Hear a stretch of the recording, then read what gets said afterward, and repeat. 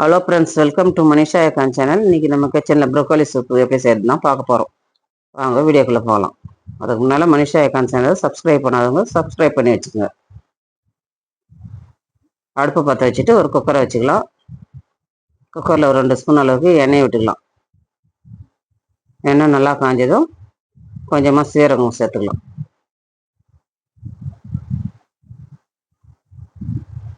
அதிலே கொஞ்சம் சோம்பும் சேர்த்துக்கலாம்.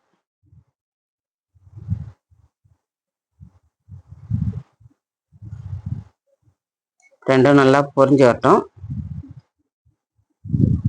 பொரிஞ்சதும் ஒரு சின்னதாக ஒரு வெங்காயம் கட் பண்ணி வச்சுருக்கிறேன், அதையும் அதில் சேர்த்துக்கலாம்.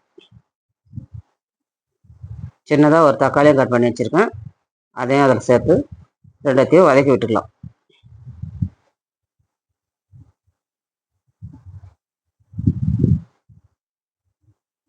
ரெண்டும் நல்லா வதங்கி வரட்டும். இப்போ நல்லா வதங்கிடுச்சு. ப்ரொக்கோலியை வெந்நீரில் போட்டு வடிகட்டி எடுத்து வச்சுருக்கேன், அதை இப்போ சேர்த்துக்கலாம்.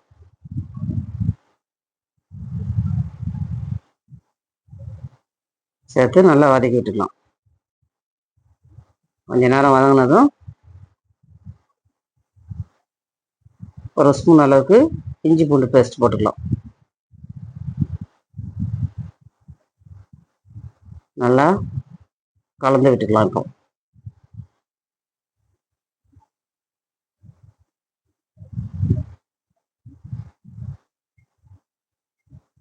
ஒரு ஸ்பூன் அளவுக்கு மிளகுத்தூள் சேர்த்துக்கலாம்.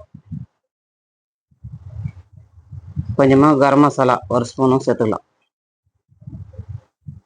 கொஞ்சம் கொத்தமல்லி தழை சேர்த்து கொஞ்சமாக உப்பு சேர்த்து நல்லா கலந்து விட்டுக்கலாம். கொஞ்ச நேரம் அதிலே எண்ணெயிலே வதங்கி வரட்டும். எல்லாமே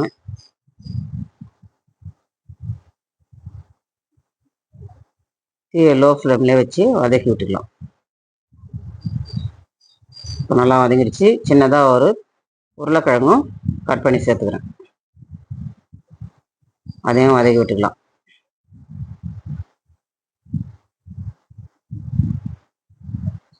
சூப்புக்கு தேவையான அளவு தண்ணி விட்டுக்கலாம். இப்போ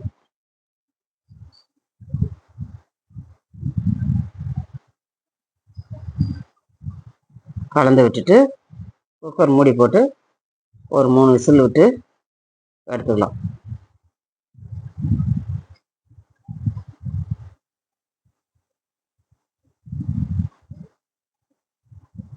இப்போ நல்லா வெந்து வந்துடுச்சு. எல்லாமே வடிகட்டி தண்ணியை வடிகட்டி எடுத்து வச்சுக்கலாம்.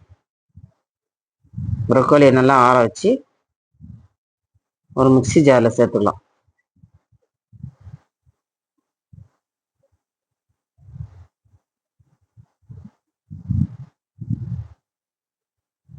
மிக்ஸி ஜாரில் சேர்த்து நல்லா விழுது அரைச்சி எடுத்துக்கலாம். அரைச்சிட்டு வந்துட்டோம்.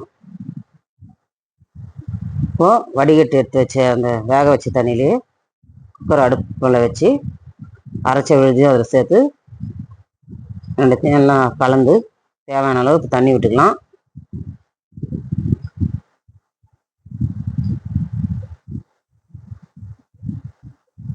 தண்ணி விட்டு நல்லா கலந்து விட்டுக்கலாம்.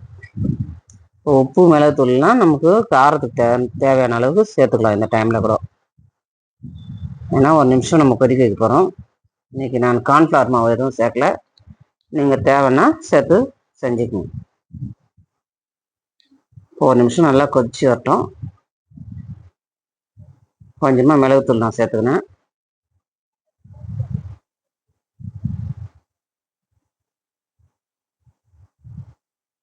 இப்போ சுவையான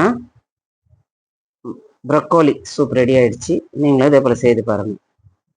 இந்த ரெசிபி பிடிச்சிருந்தா லைக் பண்ணுங்கள், ஷேர் பண்ணுங்கள். தேங்க்ஸ் ஃபார் வாட்சிங்.